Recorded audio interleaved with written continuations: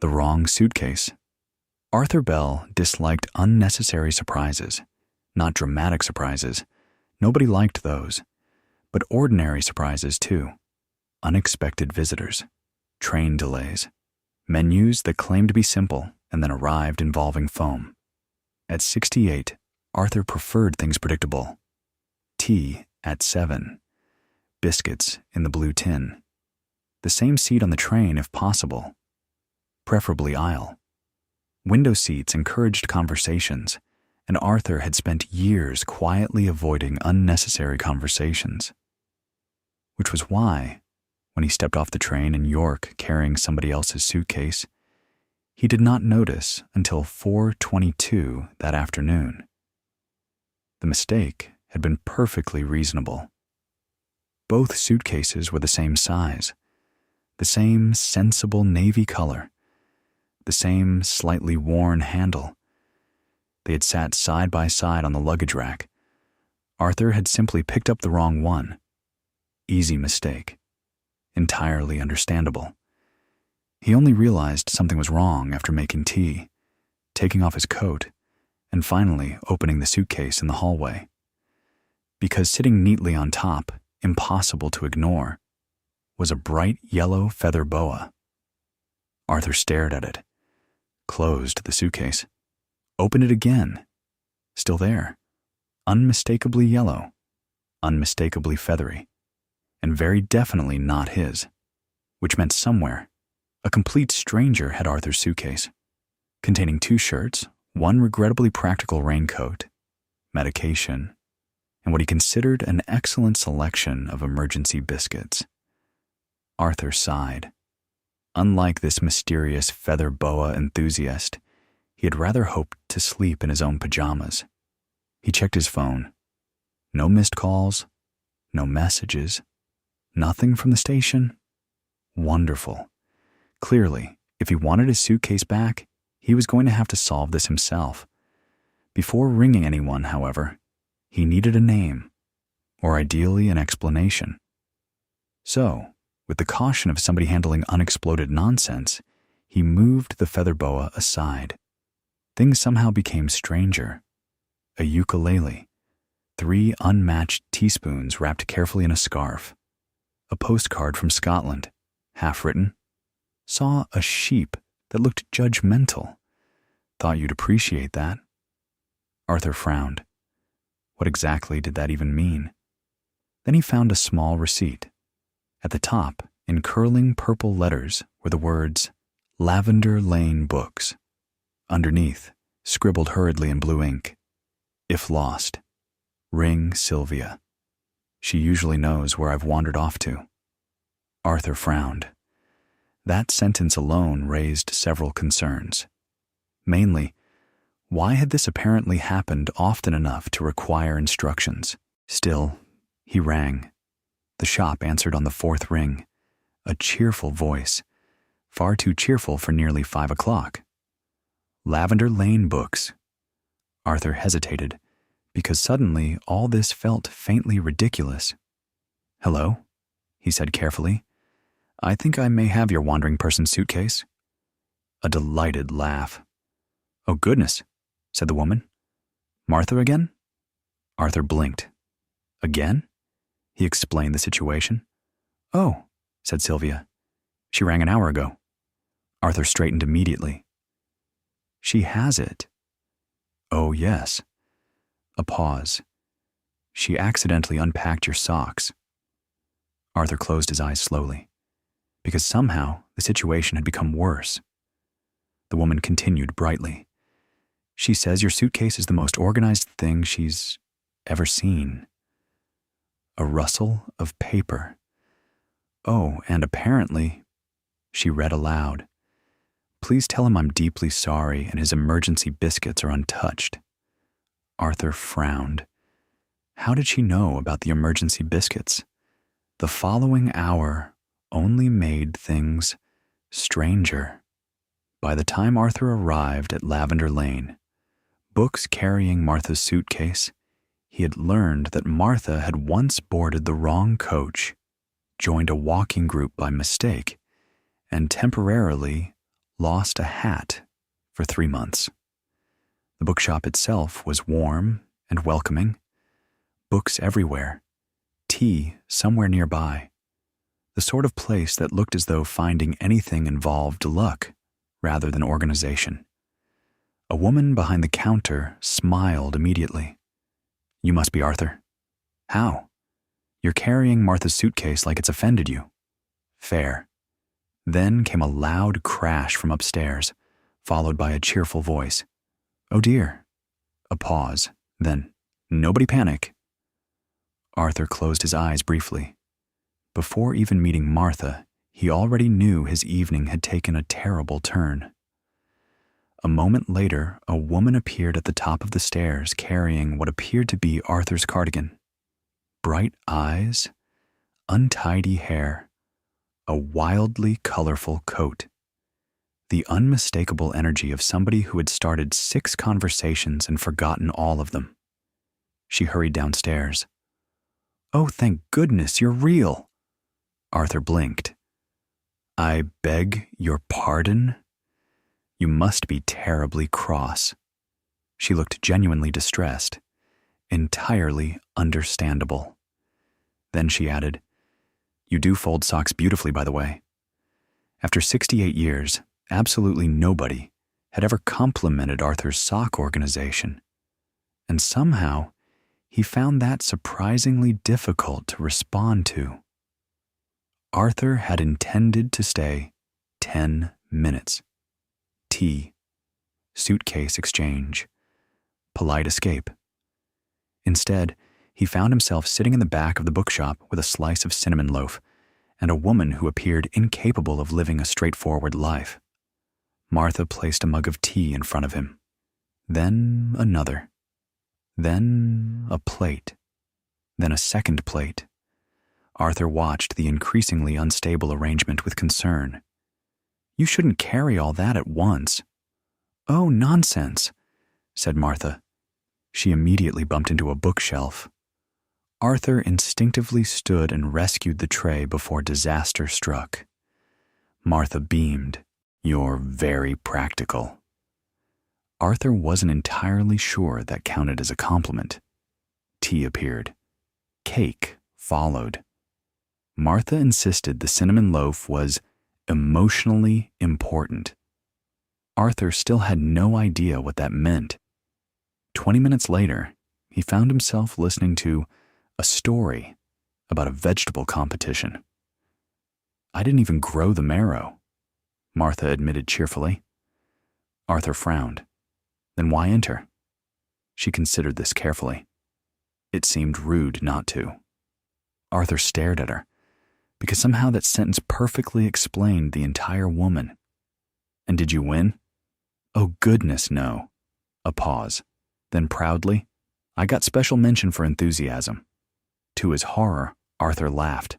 A proper laugh. Unexpected. Rusty somehow. Martha pointed immediately. "There!" "You laughed." Arthur straightened. "I did not." "You absolutely did."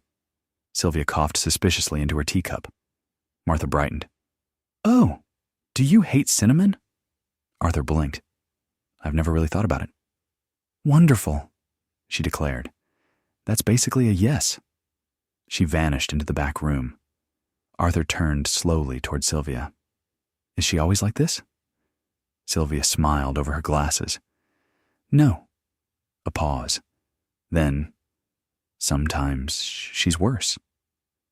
Arthur stayed far longer than intended, mostly because leaving proved unexpectedly difficult.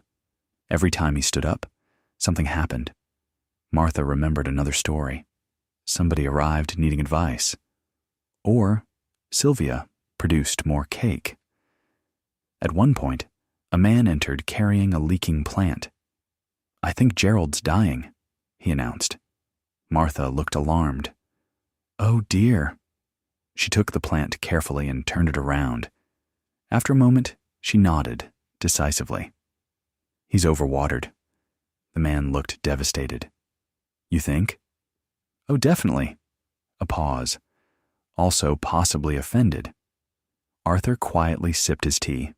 because somehow nobody in this bookshop seemed remotely normal. And stranger still, he found himself not minding. Eventually, Martha disappeared upstairs and returned, dragging Arthur's suitcase behind her, now suspiciously tidier. "There," she announced proudly. "Everything folded." Arthur blinked. It was already folded. "Oh." A pause. Then I folded it more supportively. Arthur stared at her. What exactly did that even mean? Martha handed over the suitcase, then looked unexpectedly sheepish. "I am properly sorry," she said. "I really did mean to get off in York." Arthur nodded. "I gathered something went wrong." "Oh, yes." She sighed. "I saw a sign for a craft market." Arthur closed his eyes briefly. Of course she had. "They had homemade jam," she added quietly, as though this explained everything. Apparently it did, because somehow Arthur found himself asking, "Was the jam good?" Martha brightened instantly. "Oh, exceptional." Arthur expected that to be the end of it. The suitcase had been returned. His emergency biscuits had survived. The world, theoretically, had returned to normal. Yet somehow, driving home that evening, he found himself thinking about Martha, which annoyed him slightly, mostly because every time he remembered the phrase, "supportively folded," he came dangerously close to laughing again. The following Tuesday, while shopping, Arthur paused beside the jam section, entirely by accident. Obviously, there, on the shelf, sat a jar of blackberry and cinnamon preserve. Arthur frowned, because apparently he had retained entirely unnecessary information about Martha's favorite jam. He picked it up, put it back, picked it up again, then muttered quietly, "This is absurd," and bought it anyway. Not for Martha, obviously, just in case. A week later, Arthur found himself walking past Lavender Lane Books. Another coincidence, though admittedly one that required a route approximately 20 minutes longer than necessary. The shop window glowed warmly against the gray afternoon. Books lined every available surface. Inside, Martha appeared to be standing on a stool, attempting to hang something crooked. Arthur watched for several seconds, then sighed, because already he could tell this was not structurally sound. He stepped inside. The bell rang. Martha turned. The sign immediately slipped sideways. Arthur instinctively reached out and caught it before it crashed to the floor. Martha beamed. "Arthur!" Then, "You came back." Arthur hesitated, because suddenly that sounded unexpectedly important. He held up the jam awkwardly. "I was passing." Martha looked at the jar, then at him, then smiled the sort of smile that noticed far too much. "Oh, good," she said quietly. "I thought you might." After that, things became surprisingly difficult to explain. Arthur began dropping by occasionally, then regularly, then often enough that Sylvia stopped asking whether he wanted tea and simply started making it. The bookshop developed its own strange rhythm. There was always somebody needing help, always a stack of books in the wrong place, always cake. Arthur never discovered where all the cake came from. He suspected Martha, though nobody could prove it. One Saturday, he arrived to find books scattered across the floor. Martha stood in the middle of the chaos, looking pleased with herself. "What happened here?" Arthur asked. "I improved the fiction section." Arthur looked around. Nothing appeared improved. In fact, it looked substantially worse. Martha pointed proudly. "I've organized them by mood." Arthur stared. "By mood?" Of course, she pointed to a shelf. Books for rainy days. Another. Books that feel like tea. Another. Books for feeling brave. Arthur privately considered this complete nonsense, though secretly he rather liked books that feel like tea. He would never admit this. Obviously. One afternoon, he found himself helping rearrange shelves. The following week, he somehow became involved in judging a village baking competition. The week after that, he spent 40 minutes repairing a display stand that Martha had insisted was leaning artistically. Life, without quite asking permission, became different. Not dramatically, just wider, busier, warmer. And somehow, somewhere along the way, Arthur stopped checking the time whenever he visited. Arthur did not mean to join the Thursday quiz team. It simply happened. The first week, he attended accidentally. The second, Sylvia claimed they needed someone sensible. By the third, Martha had started saving him a chair, which somehow felt surprisingly difficult to argue with. The team remained catastrophically bad, particularly in sport and history, and occasionally geography, despite the presence of Joan, a retired geography teacher who appeared every Thursday as reliably as rain. At one memorable quiz, Martha confidently answered, Norway. The question had been about volcanoes. Nobody understood why, not even Martha. Still, they became unexpectedly good at odd questions. Books, tea, very old songs, cake. Arthur, to everyone's surprise, knew an alarming amount about train routes. Martha described this as unexpectedly heroic. Life settled into a pattern. Thursday quizzes, Saturday tea, the occasional emergency involving badly stacked books, one unfortunate incident involving a runaway charity raffle, and once, to Arthur's horror, a craft fair, which Martha insisted counted as personal growth. Arthur strongly disagreed. One rainy afternoon, several months after the suitcase incident, he arrived carrying a Victoria sponge. Voluntarily. Which frankly felt alarming. The bell above the shop door rang softly. Warmth greeted him immediately. Books, tea, the familiar smell of old paper and cake. And there was Martha, balanced on a stepladder. Naturally, she looked down, brightened instantly, like she'd been expecting him, which Arthur suspected she probably had. Oh, good, she said cheerfully. I've lost something. Arthur set the cake down. What this time? Martha thought for a moment, then smiled. Oh, probably nothing important. A pause. Then, unless it's the soup ladle. Arthur closed his eyes briefly, because honestly, there came a point where resistance simply became tiring. Have you checked the kitchen? Twice. The office? 3 times. The cupboard under the stairs? Martha blinked, then disappeared. A few moments later came a triumphant shout. I found it! Arthur smiled despite himself. A proper smile, the sort that arrived naturally now, not forced, not surprising, just there. Sylvia appeared beside him carrying 2 mugs of tea. She watched Martha reappear clutching the soup ladle as though she'd discovered buried treasure.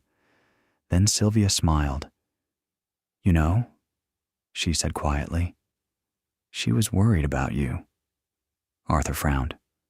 Worried? When she first found your suitcase. Arthur looked surprised. Sylvia nodded. She said anybody who packed emergency biscuits that carefully was probably spending too much time on their own. Arthur looked down at his tea. For a moment he didn't answer. Then, that's ridiculous. It is. A pause. She was right, though. Arthur glanced across the shop. Martha was now trying to explain something to Joan, using a bookmark, a teaspoon, and what appeared to be a biscuit. Nobody else seemed remotely confused. And suddenly, Arthur realized something. For months, he'd thought he'd been helping Martha, steadying ladders, fixing shelves, carrying heavy boxes, keeping small disasters from becoming large ones. But perhaps that wasn't entirely true. Perhaps Martha had helped him too, not deliberately, not through grand speeches, just by making room for him, by expecting him to come back, by handing him tea, by saving him a chair. The thought lingered quietly. Then Martha spotted him looking, immediately waved the soup ladle in greeting. Arthur sighed, but he waved back. And despite everything, the wrong suitcase remained the luckiest mistake he had ever made. A few weeks later, Arthur found himself standing on a train platform, waiting for the afternoon service. The weather was gray, the sort of weather that couldn't quite decide what it was doing. Arthur stood with his hands in his pockets, watching passengers come and go. Then his eyes settled on a navy suitcase standing near a bench, almost identical to his own. Arthur smiled, just slightly, then shook his head, because once upon a time, seeing that suitcase would have reminded him of inconvenience, confusion, disruption. Now it reminded him of Martha, of tea, of quizzes they never won, of books arranged by mood, of soup ladles, of unexpected friendship. The train arrived. People climbed aboard. Arthur found his usual seat. Aisle. Of course. Some habits survived. As the train pulled away, he reached into his bag. Inside sat a notebook. A small, red notebook. Martha had given it to him the previous week. On the front, she had written, "Things worth noticing." Arthur had immediately informed her that he was far too sensible for such a thing. Martha had laughed for nearly 2 minutes. Now he opened it. Most of the pages remained blank, but not all, because over the past few days he had quietly added a few entries. Nothing dramatic, just things he had noticed. He turned to the first page. Dogs who look like retired professors, bookshops that smell of cake, people who save you a chair, soup that arrives in bowls that say good luck, friends who appear disguised as problems. Arthur looked at the words for a moment, then smiled, a real smile. The train rattled gently onwards. Outside, rain began tapping softly against the window. Inside, Arthur picked up his pen, thought for a second, then added one final line. The wrong suitcase. He looked at it, nodded once, and closed the notebook. Because sometimes the best things in life didn't arrive exactly where you expected. Sometimes they ended up on the wrong luggage rack.